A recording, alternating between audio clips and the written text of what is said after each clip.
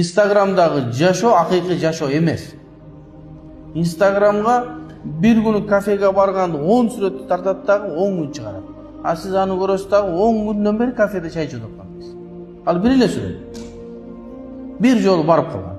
Кээ бир аялдарды көрдүм. Күйөөсүнөн ажырашып кеткен, bir үй бүлөсү жакшы эмес, адамдарга тарбиялуу адамдар, аялдар эркин болгондо бактылуу болот.